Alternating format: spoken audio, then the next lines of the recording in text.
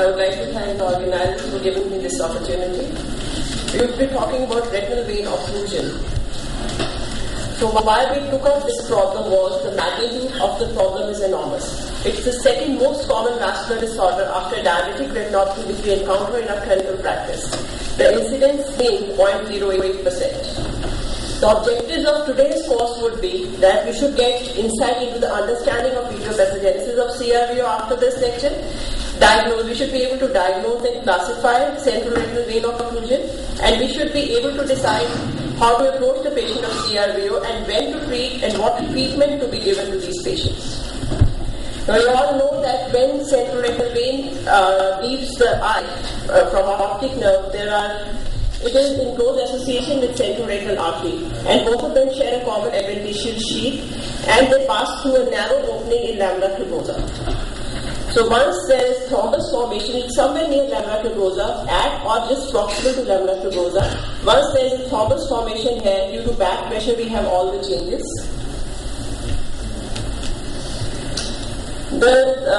Sometimes we might have hemiretinal vein occlusion. In hemiretinal vein occlusion is when we have normal variation in a few patients, around 20% of the patients have normal variation, where we have central retinal vein as the upper trunk and the lower trunk which comes out.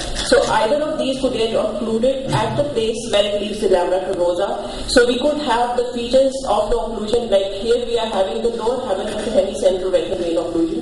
This behaves like central retinal vein occlusion, but we have just one part of retina getting affected, upper or lower part.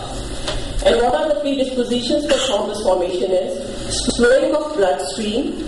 We have all the cases coming to us early morning because of the nocturnal hypertension. We have changes in the vessel wall, like in diabetes and hypertension, we have vessel wall changes. We have changes in the blood flow, like it could be hyperviscosity syndromes, polycythemias, leukemias. All these predispose to formation of thrombus, and they form a part of Vishwas triad. After thrombus formation, there is back pressure. The hydrostatic effects are generated due to back pressure. There is turbulence, blood flow, and stagnation of blood, leading to ischemic changes and damage to the retina. There is release of inflammatory cytokines and VEGF-A in particular. And this expression, it leads to endothelial tight junctions become leaky. There is exudation of proteins and the fluid in the surrounding layers of the retina, leading to macular edema. So main problems in CRVO are macular edema and ischemia which occurs, leading to decreased vision. There are two kinds of presentations of CRVO. There could be ischemic CRVO or non-ischemic CRVO. It depends on place where the thrombus is there. The nearer the thrombus to the lamina tuberosa, lesser are the collaterals available to take care of the back pressure which is generated. So then this would lead to ischemic CRVO if it is at lamina tuberosa or just proximal to lamina tuberosa. The farther behind the thrombus is, there would be lesser changes which would be evident on the clinical appearance because you have lots of collaterals to take care of the back pressure problem. Other risk factors for CRVO, the foremost is hypertension. 60% of the cases have associated hypertension, followed by dyslipidemia and diabetes mellitus. Other ocular associations could also be there, like primary open-angle glaucoma, anti-ischemic optic neuropathy, pseudotumor cerebri, tilted disc, and optic disc drusen. All these lead to some changes in the hemodynamics of where the vein leaves the lamina tuberosa. Sometimes you could have CRVO occurring in younger patients. If you have CRVO in younger patients, you have to look at other causes. These could be hyperviscosity states, dysproteinemia, blood dysplasia, APLA, and then certain medications like the patient who is using oral contraceptives, patient on diuretics, hepatitis B vaccination are also prone to get thrombus formation. Infectious vasculitis, dehydration, and pregnancy are also associated risk factors for thrombus formation. Clinical presentation is typical presentation in elderly male, early in the morning, presents with painless decrease in vision. Macular edema rarely break through vitreous hemorrhage, other causes of vision loss. In non-ischemic CRVO, where the thrombus is farther behind, we have subtle picture of central retinal vein occlusion. We have mildly dilated vessels. We have some hemorrhages scattered throughout all four quadrants. Disc edema. And macular edema could be there, which is apparent here as hard exudates. The lower part is that 20% of the cases are going to present like ischemic CRBO. We have typical blood and thunder appearance. You have dilated tortuous vessels. You have a lot more hemorrhages than what you see here in non-ischemic in all four quadrants. You have some soft exudates, disc edema, and macular edema. Other ways where we can differentiate ischemic from non-ischemic is first the vision, which is far less in ischemic. More than 6/60 vision is seen only in 1.7% of ischemic, and around 80% of non-ischemic patients have good vision. Then RAPD is much more marked in ischemic retinopathy. Capillary non-perfusion could be seen on fluorescent angiography because it's not done in acute phases, it's done only after absorption of retinal hemorrhages. It's more than 10 disc areas of capillary non-perfusion in ischemic and less than 10 disc area in non-ischemic. Visual field and ERG changes are much more marked in ischemic, while these defects are lesser in non-ischemic retinopathy. What's important here is central scotoma is the typical visual field defect which we get in ischemic CRBO. Then there's decreased V-wave amplitudes.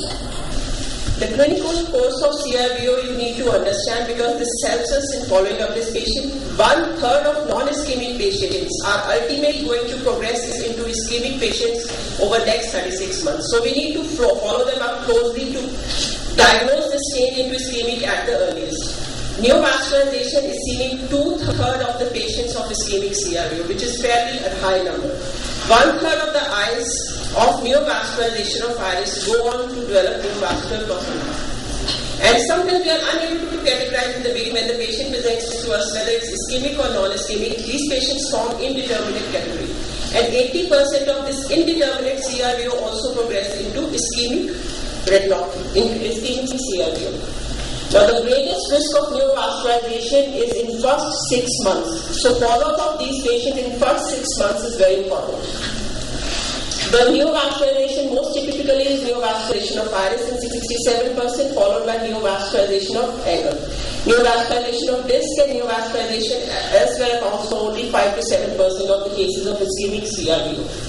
Notably, neovascularization of angle, like Dr. Tanu showed beautiful pictures, develops before neovascularization of iris in 6 to 12% cases. So it's very important for us to do that gonioscopy and pick up the neovascularization of angle at every visit when the patient comes to us. Management of CRBO basically ponders around follow-up and systemic workup.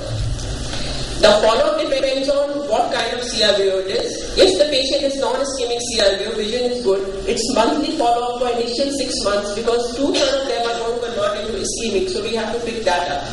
And if the 6 months the patient does not convert into ischemic, then we put the patient on yearly follow-up thereafter.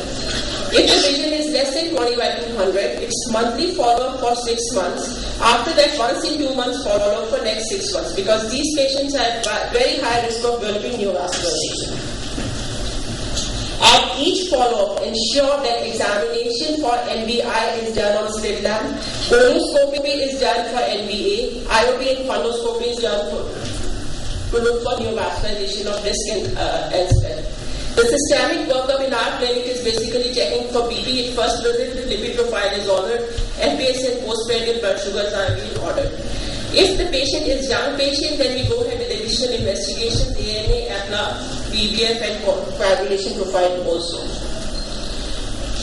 The future, why systemic workup is because the risk of CRBO in the same eye is 2.5% and in opposite eye is 11%. So if we take care of the systemic problem the patient has, we decrease the further risks in that eye.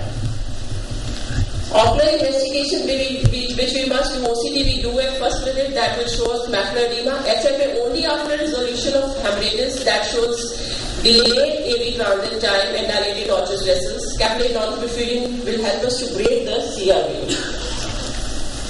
Now this is one patient who was referred to us, 40-year-old male, healthy male with decrease in vision in both the eyes.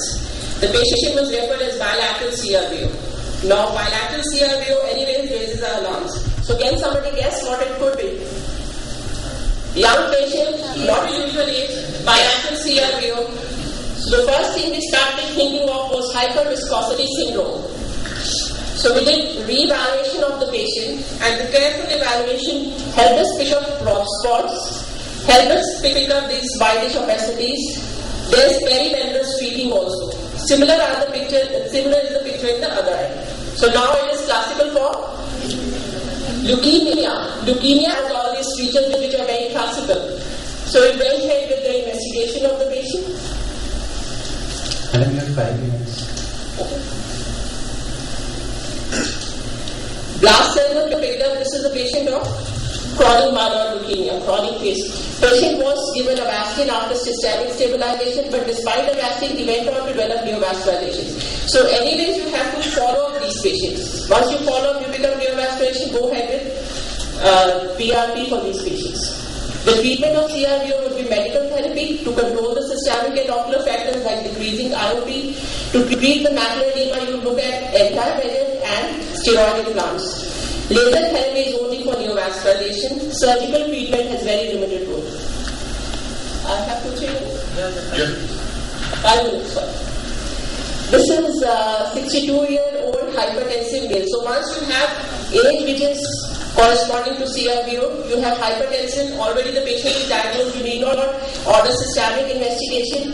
Vision is 612, it's non-ischemic CRVO, hemorrhages in all 4 quadrants, little bit dilation of veins, and you have CME, systolic macular edema. OCT shows CME, patient is given Avastin, 1 injection, he is very happy, 6-9, but do not forget to make the patient, you have to make the patient come for follow-up, because these patients would have recurrence in edema where you would have to repeat the Avastin injections. These patients would have development of neovascularization. So follow-up is the key to success in the treatment of CRVO. This is another patient, 35-year-old male young patient, so we ordered for investigation, turned out to be raised homocysteine levels.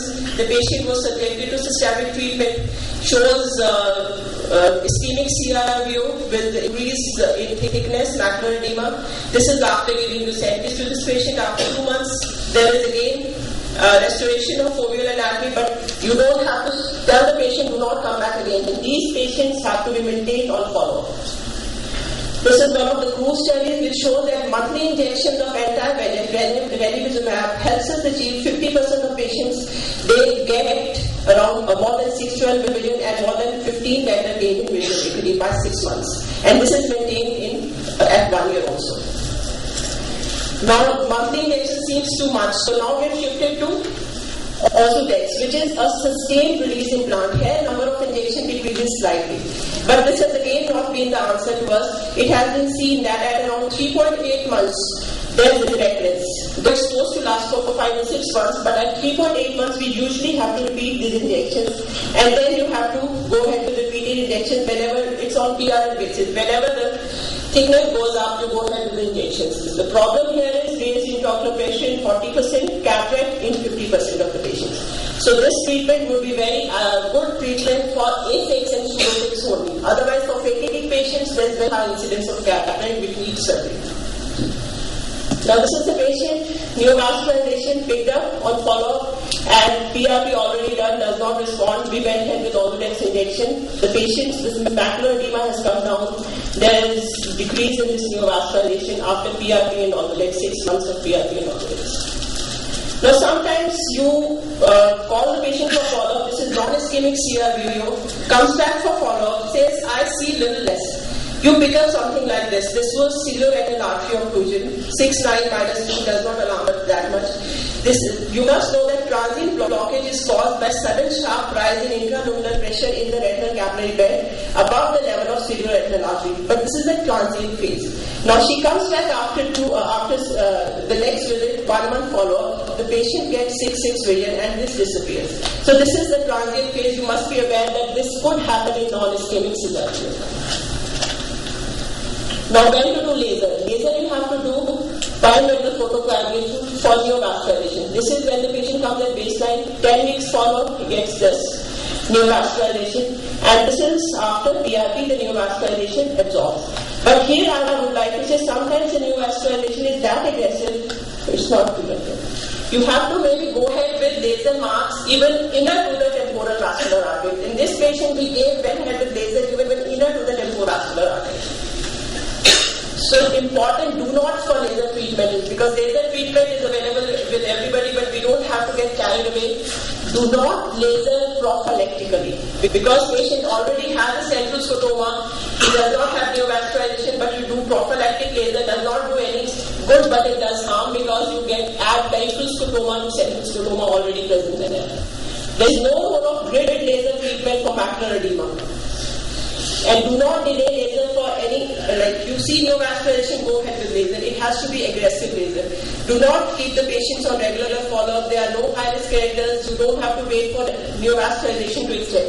Initially the thing was that wait for neovascularization iris to be there for 2 hours. Now that concept has also gone.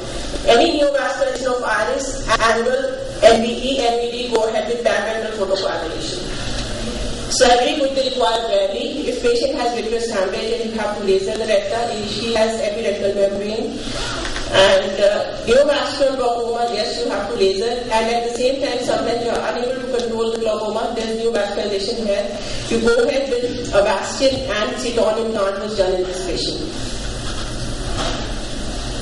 Summarizing, CRVO is sight-threatening condition. Systemic investigation and proper follow-up are the mainstay of treatment. CRVO could be a window to other systemic diseases. So many times we pick up systemic disease by looking at the eye of the patient. No one-time treatment is available till date. Patient might have to make repeated visits, might have to be subjected to repeated entire value treatment. Laser is reserved only for neovascularization. Thank you. Thank you.